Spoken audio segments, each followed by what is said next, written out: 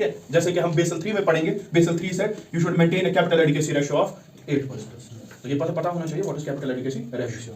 तो ऐसे ही हम पहले इन पैरामीटर्स, इन वेरिएबल्स को पढ़ेंगे, उसके बाद we will come to what Basel has said. So the first thing is capital adequacy ratio, CAR। और किसको कहते हैं? कैपिटल, एक और नाम, to risk weighted asset ratio, capital to risk weighted asset ratio. तो कैपिटल एडिक्वेसी रेशियो और CAR is equivalent to, इसकी फॉर्मूला है tier 1 capital plus tier 2 capital plus additional tier 1 capital divided by total risk weighted assets of a bank multiplied by 100. This is the formula, ठीक है, of capital adequacy ratio. अब इस ratio को समझने से पहले you should know what is tier 1 capital, tier 2 additional tier 1 capital and what are risk total risk weighted. Then only you can have an idea ये क्या है वो क्या है। इसी का फिर रेशियो आपका capital adequacy ratio होता है। और इसी रेशियो को कहा है किसने? बेसल 3 ने। This ratio should be at least कितना? और आरबीआई ने कहा हम 1% अपनी तरफ से बोलेंगे। हमारी इंडियन बैंक्स की हालत खराब है, आरबीआई ने कहा कि हम इसका क्या करेंगे? 9%। तो जब इन दोनों का रेशियो निकालेंगे किसी भी बैंक का, वो उसको मैंडेटरली मेंटेन करना है कितना? आरबीआई की गाइडलाइन से 9%। तब जाकर अगर कोई इकोनॉमिक शॉक हुआ, कोई हर्डल आया, इकोनॉमिक हर्डल, कोई स्ट्रेस आया बैंकिंग में, वो बैंक झेल पाएगा।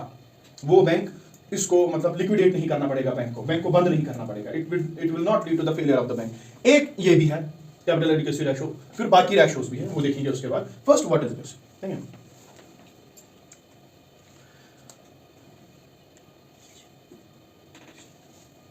Suppose I want to start a company,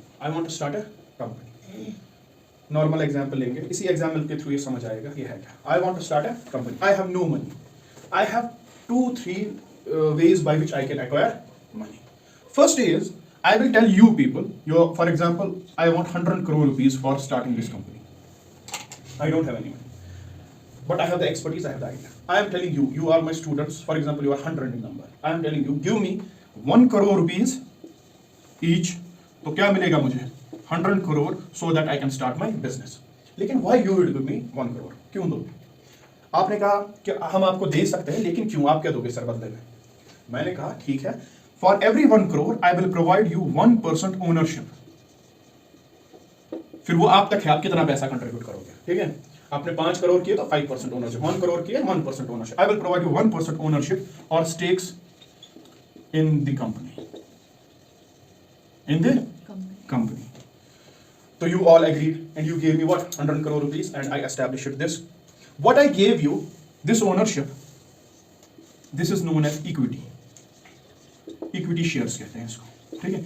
ये आपको अलग से एक चैप्टर में पढ़ना है अलग से, लेकिन यहाँ पे नीड है इसकी, ठीक है, इसीलिए हम इसको थोड़ा सा इंट्रोड्यूस करेंगे यहाँ पे। This is known as equity shares. Equity shares are those shares which you possess, these are permanent shares, जहां पे आपको ओनरशिप मिलती है। These are permanent. लॉस है तो लॉस होगा, गेन है तो गेन होगा। These are permanent shares which you possess, equity shares, and this is ownership. समझ में आया इतना? yes. ये पहला तरीका है, मैं पैसे मार्केट से उठाऊं, इसको दिमाग में रखो। अब आए दूसरे तरीके पे। मैंने आपको कहा आप ही को 100 करोड़ रुपीस चाहिए कंपनी खोलने के लिए, तो मुझे दे दो। मैं एक काम करता हूं, मैं आपको ये 100 करोड़ रुपीस सबको 1-1 करोड़ जिसने मुझे दिया वापस करूंगा। I will return with 7% interest after 10 years and I will give you a return. वो सारी फॉर्मेलिटी हम कर लेंगे उसकी, ठीक है। After 10 years I will give you a 7% interest and I will return all your money, and this is the type of loan you are giving me. Obviously this is the type of loan you are giving me. तो इस चीज को कहते हैं debenture. इस चीज को क्या कहते हैं? Debenture, which you have to pay. This is the non-permanent capital. Capital तो है ना मेरे पास, पैसा आपने दिया, लेकिन क्या है? नॉन परमानेंट कैपिटल, ये मुझे वापस करना पड़ेगा, ठीक है। तो ये क्या है हमारा? नॉन परमानेंट कैपिटल, ठीक है। अगले दो, एक और कंसेप्ट है इसी में, तीसरा, third is if you want a debenture like this it's fine, मुझे 10 साल के बाद आपको वापस देना पड़ेगा। या एक और कंसेप्ट आता है, उसको कहते हैं कन्वर्टेबल डिबेंचर्स।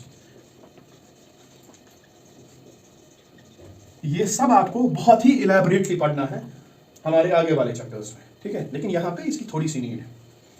एक और चीज है कन्वर्टेबल डिबेंचर्स। मैं आपको ये ऑप्शन देता हूं, या तो 10 साल बाद आप 7% इंटरेस्ट पे लेके जाओ, ठीक है, या जितना पैसा आपने मुझे, मतलब जितना आपका हो रहा है, तब आज तो 100 करोड़ हो रहा है और 7% इंटरेस्ट के हिसाब से 160 करोड़ हो रहा है फॉर एग्जांपल 10 साल में, जो मेरी कंपनी की तब वैल्यू होगी उतने के शेयर्स में तब आपको दे दूंगा, मैं तब आपको ओनरशिप दे दूंगा, तब आपको इक्विटी शेयर्स दे दूंगा इतने पैसे के। आपको बता रही, अगर आप चाहते हो तो दूंगा, नहीं चाहते तो नहीं दूंगा। Are you understand? चाहते हो तो मैं इसको कन्वर्ट करके 107 करोड़ फॉर एग्जांपल आपका बन रहा है 10 साल में, इसको मैं इक्विटी शेयर्स उस जमाने के हिसाब की कीमत के हिसाब से आपकी ओनरशिप सेटल कर लूंगा अपनी कंपनी में। या तो अगर वापस चाहते हो तो ये डिबेंचर रहेगा नॉर्मली, अगर वापस लिया, अगर नहीं लिया, आपने बोला देखेंगे तो, ठीक है, हमें नहीं पता कि आपको ये कन्वर्ट कराना है कि आप इसका अमाउंट लोगे पहले ही, तो this is known as a convertible debenture and this is the semi permanent capital.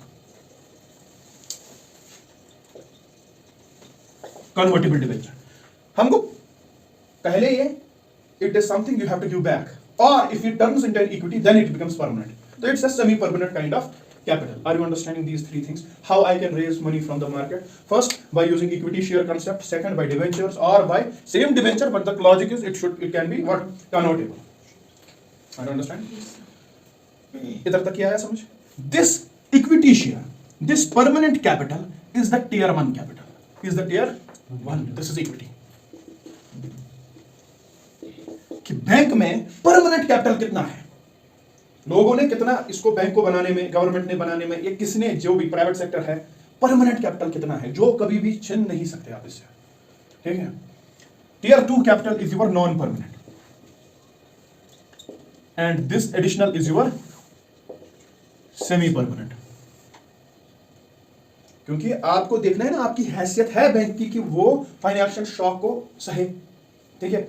तो बैंक के पास टोटल पैसा कितना है, या तो इतना है, या तो इतना है, या तो इतना है, क्योंकि कैपिटल, डिपॉजिट्स आपका कैपिटल अरे नहीं है, वो क्या है, आपका लायबिलिटी है, ठीक है, वो कभी भी वापस मांग सकते हैं। डिपॉजिट्स आपकी क्या है, लायबिलिटी। कैपिटल आपका क्या है, कैपिटल आपका ये है, या तो आपका ऐसे होता है परमानेंट, लोगों का परमानेंट जो शेयर होल्डर है आपके बैंक के, या तो ऐसे डिबेंचर टाइप आपने लोन लिए, या ऐसे कन्वर्टेबल हो सकता है, ठीक है। This is the total capital of the bank. क्या ये कैपिटल रिस्क वेटेड एसेट्स के साथ मैच करेगा कि नहीं, वही होता है कैपिटल एडिक्वेसी रेशियो। अब ये क्या है, ठीक है, नाउ वी विल सी ये क्या है।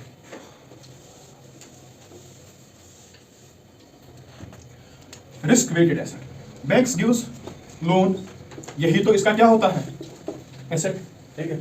And every loan has some type of risk associated with it. Some loans have 0% risk, some have 50% risk, depending upon आपने लोन कैसा दिया। फॉर एग्जांपल, अगर आप हाउस लोन दिया, यूजुअली इस वाले लोन के साथ 0% रिस्क एसोसिएटेड होता है। क्यों? नहीं तो आप पैसे वापस मकान कब्जा लेंगे, मसला खत्म, ठीक है। आपने मुझे दिया वकेशन के लिए मालदीव्स जाने के लिए लोन, मैं आया उसके बाद बैठा, अब मैं आपको रिपे नहीं कर पा रहा हूं, इसमें रिस्क एसोसिएटेड है, ठीक है। एजुकेशनल लोन फॉर एग्जांपल, नहीं मिली आपको नौकरी, इसमें रिस्क एसोसिएटेड है। जहां पे आपको फिक्स्ड, आपको पीछे से ये नहीं जिसको आप ओवरटेक करे, वहां पे usually there is less chances of risk associated. This can turn into an NPA, आपको प्रिंसिपल अमाउंट नहीं देगा, ये आपको इंटरेस्ट नहीं देगा, आप मकान हथिया लो, कोई इशू नहीं है। लेकिन कुछ लोन्स होते हैं जिन पे 30% रिस्क, किसी पे 60% रिस्क, ऐसा ही चलता रहता है। और ये रिस्क, अगर 60% इस लोन पे रिस्क है, इस पे 30% है, तो ये बैंक देगा क्यों? अगर 60% रिस्क है, क्योंकि इस पे ये रेट ऑफ इंटरेस्ट ज्यादा चार्ज करेगा, ठीक है। इस पे रेट ऑफ इंटरेस्ट अगर इस पे 7% है, इस पे 9 होगा, इस पे 13 होगा, ठीक है। इसीलिए बैंक ये देगा, क्योंकि इसको बैंक को कमाना है, प्रॉफिट करना है। Are you understanding? सपोज आप बैंक ने टोटल लोन दिया 100 करोड़ का, ठीक है, उसमें से 10 करोड़ के जो लोन्स है उस पे 0% रिस्क है, ठीक है। 30 करोड़ के जो लोन्स है उस पे 30% रिस्क है, 60 करोड़ के जो लोन है उस पे 60% रिस्क है। Are you understanding? Total 100 crore और टोटल इतनी रिस्क टोटल लोन्स पे। Now what will be the risk associated with each loan with respect to the total loan given. इसके लिए फॉर्मूला है, what will be the risk associated with 10 crore. 10 देखो formula है 10 into 0 divided by 100 plus 30 crore amount risk 30 divided by 100 plus 60 crore amount into 60% divided by 100। ये तो गया, ये सारा जीरो आ गया, ठीक है, प्लस 2 0 इसके साथ कैंसिल, 3 और 3 9 plus 2 0 cancel 36 45। Are you understanding? तो इस पहली फॉर्मूला में डिवाइड करना है टोटल लोन कितना है, 60 प्लस 30 प्लस 10, 60 प्लस 30 प्लस वो इधर भी आएगा 100 है, वो इधर भी आएगा 100। It means 45% is the risk associated. ठीक है, ऐसे कैलकुलेट होती है रिस्क। फर्स्ट यू आइडेंटिफाई किस लोन के साथ कितनी रिस्क है, then you calculate it like this. हमारी इस एग्जांपल में the total risk weighted assets are 45। अब इस टोटल रिस्क वेटेड एसेट और टीयर 1 कैपिटल, टीयर 2 कैपिटल और एडिशनल टीयर 1 कैपिटल, इसका रेशियो होना चाहिए जब इसको आपस में हम डिवाइड करेंगे, it should be at least what 8%। You should maintain it at the rate of 8%। और हवा में नहीं कि आप इधर ज्यादा रखोगे इधर ज्यादा रखोगे। बेसल नॉर्म्स ने आपको कहा कि ये रखना है आपको 4.5, ये रखना है 2%, ये होना चाहिए 1.5%, तभी तो आएगा 8। ठीक है, इसके हिसाब से जब एसेट कैलकुलेट करोगे, इसके हिसाब से तब 4.5 निकलना चाहिए, 2 निकलना चाहिए, 1.5 निकलना चाहिए। अगर ऐसा आपने मैनेजमेंट अपने बैंक में कर लिया तो बैंक की फाइनेंशियल स्ट्रेंथ स्ट्रांग है, ये किसी भी शॉक को सह सकता है। This is known as capital adequacy ratio और capital to risk weighted asset ratio. The total capital by the bank divided by the total risk weighted assets. जब ये इससे ज्यादा कॉम्प्लिकेटेड है, लेकिन वो बैंक का काम है, वो हमारा काम नहीं है। यहां पे आपको कंसेप्चुअल लेवल पे इसको समझना है। There are 3 types of capitals associated of equity, non permanent nature and semi permanent nature. This is the total capital of the bank and the bank will calculate कि उसने कितना लोन दिया, उसमें कितना रिस्क है। फिर इन सब का ratio it should be 8 as per Basel or it should be 9 as per RBI. Are you understanding what is this? This is the first thing which we will write in Basel 3 की capital adequacy ratio कितना होता है, इतना, ठीक है। Second, liquidity coverage ratio.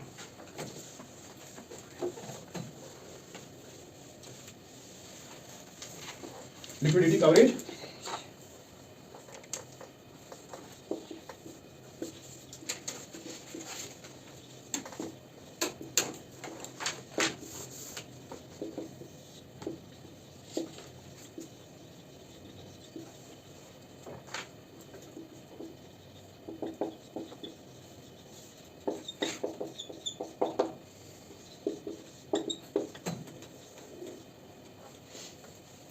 liquidity coverage ratio. It is stock of high quality liquid assets divided by net outflow of cash within 30 days. The ratio should be greater or equal to 100%.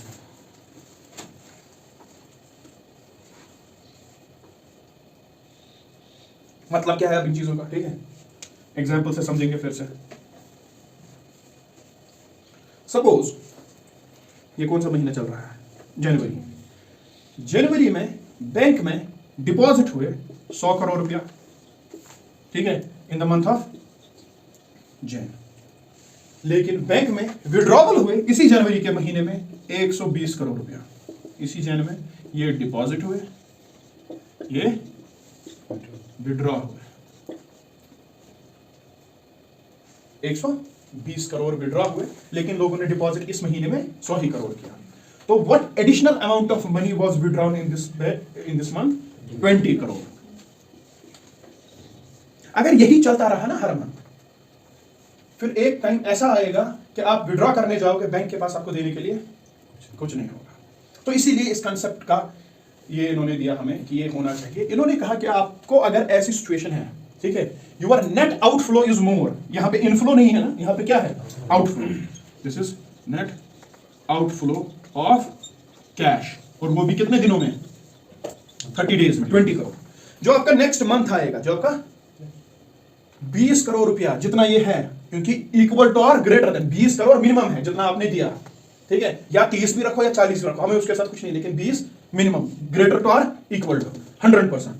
ये रखो अपने पास संभाल के अलग से, इनको loan वोन नहीं देना, इन पे आप लोन नहीं दे सकते, अपने प्रॉफिट में से निकाल के रखो, डिपॉजिट्स में से निकाल के रखो, हमें नहीं पता, इनको अपने साइड में निकाल के रखो in the form of high quality liquid assets. High quality liquid asset होता है कैश, क्योंकि कभी भी आप कुछ भी कर सकते हैं, कोई भी ट्रांजैक्शन, या गवर्नमेंट सिक्योरिटी, क्योंकि ये ट्रेड आराम से होती है, इसमें कोई नहीं सोचेगा कि मैं इसको खरीदूंगा नहीं, क्यों? गवर्नमेंट सिक्योरिटी है, इसमें 100% गारंटी है गवर्नमेंट की, ये फेल नहीं होगी, क्योंकि बैंक बोलेगा ये मेरी गवर्नमेंट सिक्योरिटी, इसको ले लो आप, दूसरा बैंक या दूसरी एंटिटी आराम से लेगा, क्योंकि this is government security. So these are known as high quality liquid assets in the form of cash or government security. You have to keep the net outflow of cash within 30 days अलग से, ये loan नहीं दे सकते आप। हाँ, इससे फिर profitability of bank कम होती है, क्योंकि ये पैसा जो ये अलग रख रहा है, इसको आप लोन, इस पे आप कमा नहीं रहे हो, प्रॉफिटेबिलिटी ऑफ बैंक कम होती है, लेकिन आपको रखना पड़ेगा, तब जाकर अगर कोई शॉक आपको मिला, कोई फाइनेंशियल स्ट्रेस मिला, आपके पास है कैपिटल जो आप उसमें इन्वेस्ट कर सकते हो। And this is outside CRR और SLR। CRR फॉर एग्जांपल 4%, ये रखना है RBI के पास, SLR फॉर एग्जांपल 18%, ये रखना है अपने पास, इसके बगैर ये पैसा रखना है अपने पास, ये इसमें इंक्लूड नहीं होगा, ठीक है? तो इतना अलग से पैसा रखना है आपको, ताकि आगे हमारी क्राइसिस ना हो। Are you understanding what is this? समझ आ रहा है? थर्ड, इसको लिखेंगे भी हम, लेकिन बाद में, leverage ratio.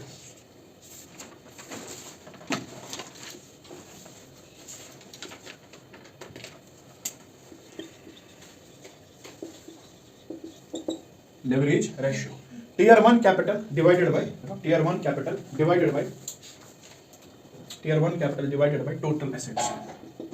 Tier 1 capital divided by total assets. Total asset क्या है? आप एसेट क्या है? लोन है। आपने कितना लोन दिया? फॉर एग्जांपल हमारी पुरानी एग्जांपल में 100 करोड़ रुपया, दिस इज योर टोटल। उसके हिसाब से परमानेंट कैपिटल आपका कितना है? परमानेंट पे ज्यादा फोकस है, क्योंकि नॉन परमानेंट जा भी सकते, परमानेंट है जो आपके सुख दुख में साथ है, लॉस है तो लॉस है, ये होना चाहिए बहुत ही ज्यादा, ये होना चाहिए बहुत ही स्ट्रॉन्ग। बेसल 3 बोल रहा है, इसका रेशियो मस्ट बी 3%, ग्रेटर कितना भी होने उसके साथ कुछ नहीं है, minimum it must be 3%। Leverage ratio, ठीक है? Tier 1 capital, which is your permanent capital, the equity capital, with respect to the total assets, that the total loans you have given, the ratio should be 3%. This is the leverage ratio. Are you understanding?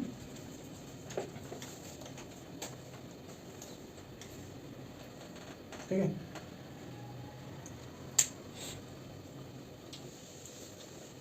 अब देखेंगे basal 1 ने क्या कहा, basal 2 ने क्या कहा, basal 3 ने क्या कहा। But before that you right something first.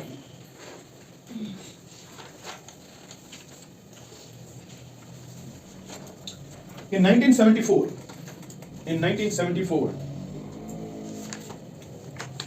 due to the failure of Herstatt Bank of Germany,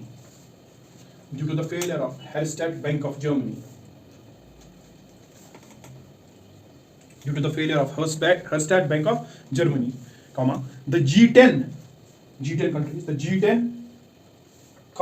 Luxembourg and Spain, एक तो G10 countries plus Luxembourg और Spain formed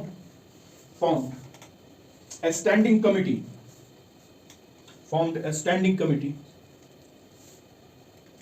under the Bank for International Settlements, BIS capital में bracket में, under the Bank for International Settlements,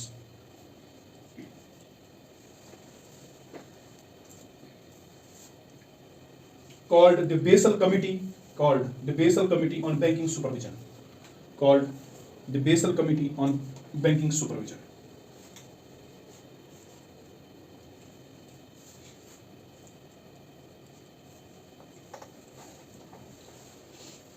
Full stop. These norms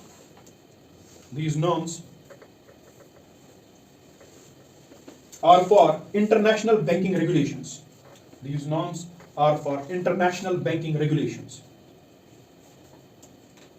International banking regulations. And the committee had met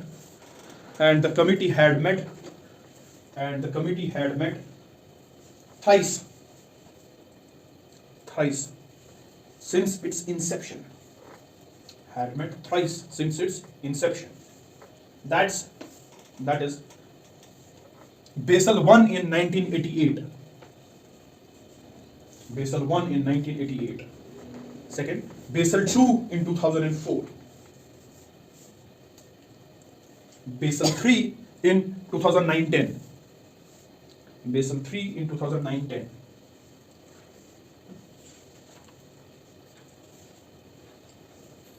Full stop. The three main important functions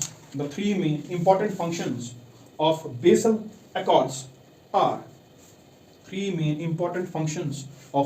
Accords are number one, minimum capital requirement.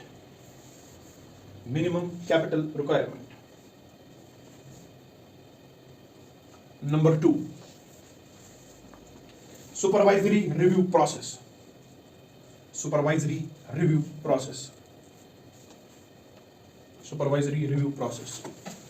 Number three, market discipline requirements.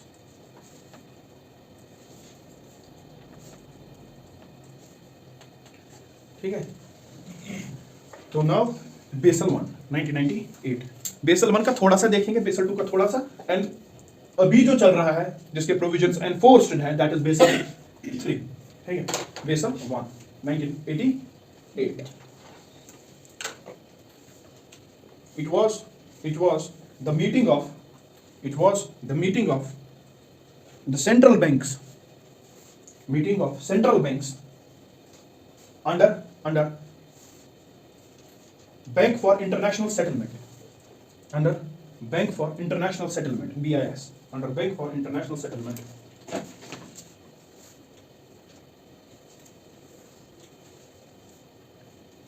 For achieving the objectives of financial stability in the banking sector.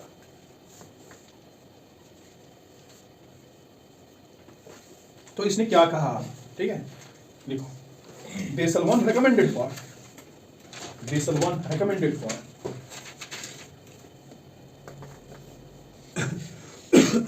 next point, every bank should have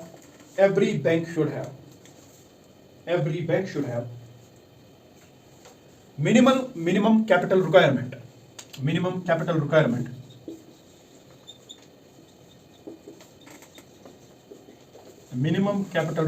to cover its credit risk. Minimum capital requirement to cover its credit risk. मतलब आपका capital adequacy ratio का concept कहां से start हुआ? Basal 1 से ही. ठीक है, basal 1 से ही स्टार्ट हुआ कि आपका होना चाहिए minimum capital to cover your what? Credit risk. जो आपने लोगों को दिया है उस रिस्क को कवर करने के लिए you should have a minimum capital.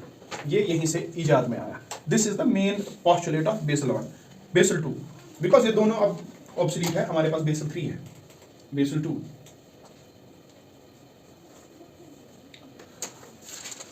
Basal 2 में लिखो पहला, minimum capital requirement.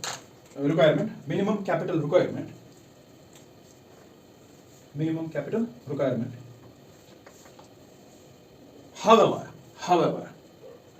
it should cover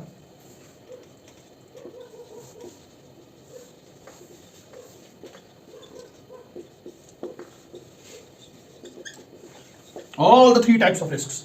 एक तो पहली क्रेडिट रिस्क जो चल रही है, operational risk as well as market risk.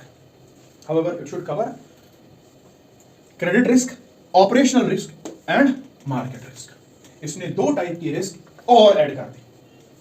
This can be a potential question, it can be asked. दो टाइप की रिस्क और ऐड कर दी. कौन सी वाली? ऑपरेशनल और मार्केट रिस्क. तो व्हाट इज क्रेडिट रिस्क तो समझ आ रहा है. What is operational risk? The loss occurred by a bank due to its operational और process failure. For example, JK bank का एमपे चलता ही नहीं है कभी, 6 दिन बंद. This is the loss occurring to the bank. This is the operational risk. इसके लिए आपको कैपिटल दिमाग में रख के अलग रखना है. या ह्यूमन एरर, आपका इंसान जो है ह्यूमन एरर है, ये एफिशिएंट नहीं है, इसकी वजह से बैंक की ट्रांजैक्शंस ठीक से नहीं हो रही। थेफ्ट, चोरी, cyber crime, cyber attack, bank से पैसा गायब, आर यू अंडरस्टैंडिंग? फ्रॉड और scam, these are operational risks involved. You should keep these risks also in mind along with what? Credit risk. Are you understanding? Yes. तीसरी क्या है? Market risk. ये कौन सी risk हो गई है?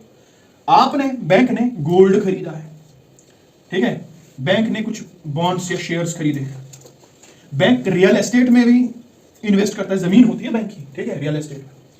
तो all of these are risk in relation to market prices.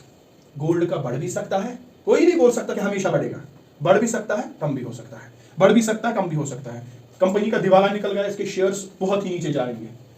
This can B also a risk associated with the bank, and bank should keep market risk, operational risk, credit risk both in mind, और इसके हिसाब से इसको minimum अपना capital requirement रखना है, जो आज के हिसाब में आपका कैपिटल एडिक्वेसी रेशियो है, जिसको बेसल कहता है 8% पे मेंटेन करना। ये इन 3 रिस्क को कवर करने के लिए। Market discipline requirements, market discipline requirements, तो इसमें ब्रैकेट में transparency, disclosure of your balance sheet, of your loans किसको दिए हैं, ऑफ योर कैपिटल। ऐसा नहीं होना चाहिए, बोल ही नहीं रहे हो। इसके लिए भी हम सुपरवाइजरी चेक करेंगे अगर आप ट्रू डिस्क्लोजर नहीं कर रहे हो। ट्रांसपेरेंट रहो, किस किस को लोन दिया, कितना दिया, किस बेसिस पे दिया, अपनी बैलेंस शीट दिखाओ, कितना आ रहा है, कितना नहीं आ रहा है, छुपाने की कोशिश मत करो, ठीक है। अब basal 3,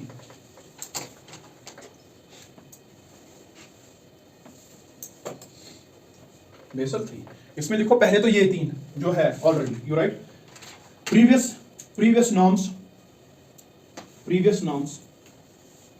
previous norms as included in Basel 2, previous norms as included in Basel 2, and in addition to that,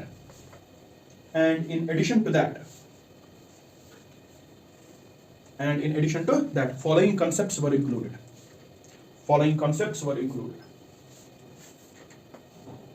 Number 1,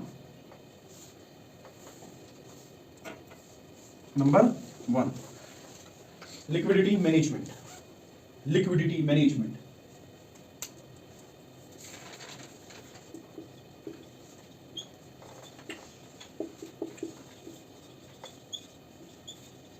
ये ब्रैकेट में यही लिखो, लिक्विडिटी कवरेज रेशियो। ये आपको किस चीज की देन है? बेसल 3।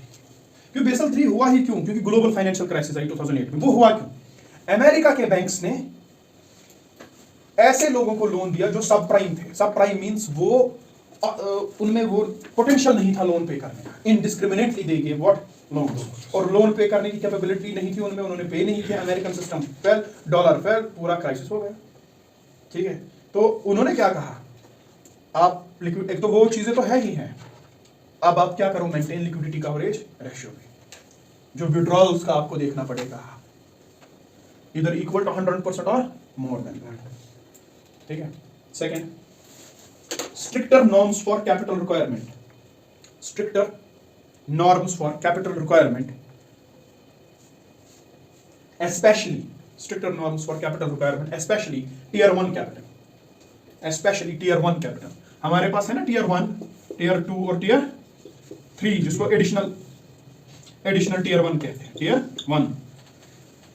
इसको मेंटेन करना है 1.5%, इसको मेंटेन करना है 2%, और बेसल बोलता है इसको मेंटेन करना है 4%। परमानेंट वाला कैपिटल आपके पास स्ट्रिक्ट ये ज्यादा होना चाहिए, ठीक है। और आरबीआई ने कहा इसको मेंटेन करो 2%, इसको मेंटेन करो 1.5%, इसको मेंटेन करो 5.5%, वो आरबीआई बोल रहा है, इंडियन बैंक्स, ठीक है। You write, stricter norms for capital requirement bracket में specially tier 1 capital, specially tier 1 capital. Third, capital conservation buffer,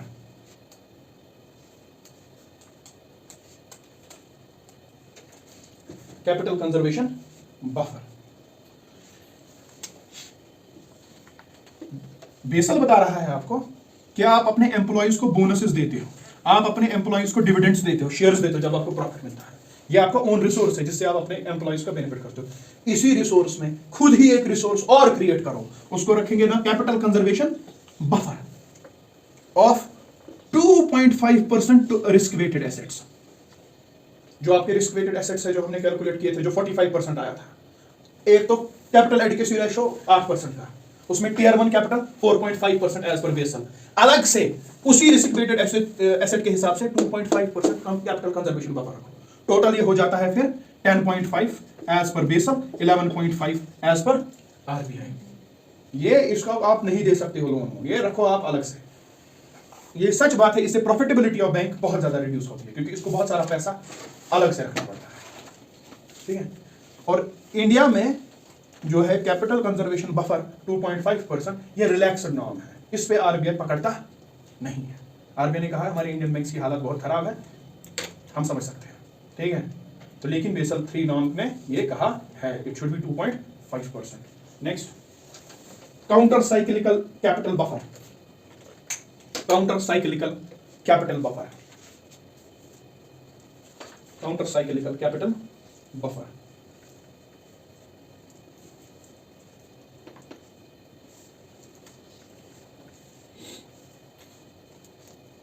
आपको एक टेक्निकल पॉइंट है, प्रीलिम्स में फंस सकते हो यार। कैपिटल कंजर्वेशन बफर 2.5% रखना है, कहां से? रिस्क वेटेड एसेट्स के साथ कंपेयर करके। लेकिन कहां से? It is the own capital of the bank, जो इसका अपना कैपिटल है, जो ये फिर अपने हिसाब से एम्प्लॉयज में डिविडेंड देता है, बोनस देता है, ठीक है। आपके पैसे से ये नहीं देगा डिपॉजिट से, क्योंकि इसको क्या वो वापस करना है कल को, जो ये कमा रहा है, जो इसका अपना कैपिटल है। अपना परमानेंट कैपिटल कौन सा होता है बैंक का? Tier 1 equity. समझ में आ रही है बात? तो conservation, capital conservation buffer is almost similar to equity capital या टियर 1 कैपिटल। इससे पैसे निकाल के कंजर्वेशन बफर में डालते हैं। और अगर ये आपके पास है 2.5%, ये आपके पास मान लो इक्विटी है। आपको समझ आ रहा है मैं क्या कह रहा हूं? ये मान लो ये आपके पास इक्विटी है, क्योंकि इसी से निकालकर कंजर्वेशन बफर रखोगे, और कंजर्वेशन बफर का मतलब ही है कि ये आपको प्राइमरी पैसे से मिला है, तो ये इक्विटी ही है। आप इसको इक्विटी ही समझो।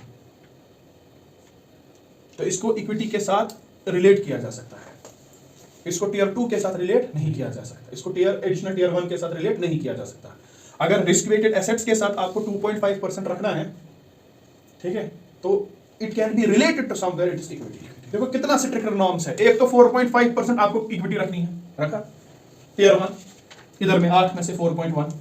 उसके बाद कैपिटल कंजर्वेशन बफर, ये आपको रखना है 2.5%, रखा। उसके बाद लेवरेज रेशियो है, tier 1 capital divided by total asset, ये होना चाहिए 3%। तो stricter norms for capital requirements, specially tier 1, जो आपने वो ऊपर वाली लाइन लिखी, क्योंकि ये एक परमानेंट कैपिटल होता है बैंक का, ये कहीं जाएगा नहीं बे टाइम, ठीक है, या ये रिपे नहीं करना है। तो इतना अगर आपका परमानेंट कैपिटल स्ट्रांग है बहुत ज्यादा, फिर आपको घबराने की जरूरत नहीं है, आप रिस्क या शॉक्स को इजीली सस्टेन कर सकते हो, ठीक है। काउंटर साइक्लिकल कैपिटल बफर, ये क्या होता है? ये कह रहा है आपको, बेसल बोल रहा है, जब आप बहुत ज्यादा प्रॉफिट कमा रहे हो, किसको? बैंक को प्रॉफिट, या इकोनॉमी इज ग्रोइंग बहुत ही जबरदस्त तरीके से, तब आप प्रॉफिट भी अच्छा खासा कमा रहे हो, लोन्स ले रहे हैं लोग, बिजनेस कर रहे हैं, आपकी पेमेंट अच्छे से हो रही है, और लोन ले रहे हैं लोग, ठीक है। तो तब एक आप काउंटर साइक्लिकल बफर क्रिएट कर लो अलग से। ये लेकिन बेसल नहीं कहा, दिस इज नॉट बाइंडिंग, ये बाइंडिंग, लेकिन हम आपको ये सुझाव देते हैं, ठीक है। जैसे Manmohan Singh was the prime minister, UPA first में इकोनॉमिक ग्रोथ वाज 7 to 8%, बहुत अच्छी ग्रोथ थी। तो उस टाइम पे इंडियन बैंक्स क्या कर सकते थे काम, इस काउंटर साइक्लिकल बफर को मेंटेन कर सकते थे। इसका ये कांसेप्ट है, जो ही इकोनॉमिक बूम होगा, जो ही प्रॉफिट्स इंक्रीज होंगे, आप थोड़ा थोड़ा पैसा निकालकर ऐसे बनाओ, जो ही इकोनॉमिक स्लो डाउन होगा, प्रॉफिट स्लो होंगे, ये फिर यूटिलाइज करो। समझ आ रहा है? इसको फिर यूटिलाइज करो। And this is what is not binding, ये बाइंडिंग नहीं है, कर भी सकते हो नहीं कर सकते हो। Counter cyclical capital buffer. और लास्ट है leverage ratio, leverage ratio at the rate of 3%, leverage ratio at the rate of 3%। ये बेसल 3 ने हमें कहे, एक तो बेसल 2 के वो रिक्वायरमेंट्स है, ठीक है, credit risk, operational risk, market risk, supervisory, ठीक है, और आपको ट्रांसपेरेंसी रखनी है, डिस्क्लोजर। उसके बाद यहाँ पे क्या है, लिक्विडिटी कंजर्वेशन, ये ना कवरेज रेशियो। उसके बाद आपको यहाँ पे है leverage ratio, capital conservation buffer, stricter norm for tier 1 capital, and you should have what, counter cyclical buffer, वो भी होना चाहिए कैपिटल बफर। इससे जब ये एज पर नॉर्म्स होंगे, इससे आपको पता चलेगा कि financial position of a bank क्या है। Are you understanding? Now right in definition forms में थोड़ा सा capital adequacy ratio, capital adequacy ratio,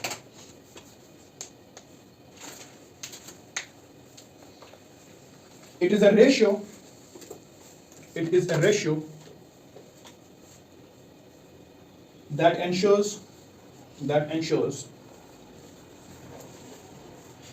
stability, soundness and strength of any financial institution. Stability, soundness and strength of any financial institution. Stability, soundness and strength of any financial institutions. And ensures that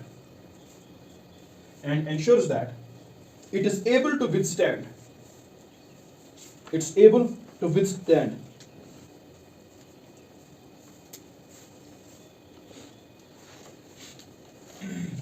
it's able to withstand the reasonable degree of loss, the reasonable degree of loss, reasonable degree of loss. इसकी formula क्या है? CAR is equal tier 1 capital plus tier 2 plus additional tier 1, ठीक है। ये जो ऊपर वाले ये जो तीन है, इनको कहते हैं अनइम्पेयर्ड, अनइम्पेयर्ड कैपिटल कहते हैं उसको। अगर कहीं पे लिखा होगा आपको पता होना चाहिए ये क्या है। इन तीनों को कलेक्टिवली क्या कहेंगे? अनइम्पेयर्ड। वो लिखो आप, right, full stop. The ratio is given, the ratio is given, the ratio is given in terms of total, the ratio is given in terms of total unimpaired capital funds, unimpaired capital funds divided by total risk weighted assets, divided by total risk weighted assets. अब इसकी आप formula लिखो, CAR is equal to, पहले लिखना ऊपर total unimpaired assets divided by total risk weighted assets, फिर इसी को चेंज करना किसमें? Tier 1 tier 2,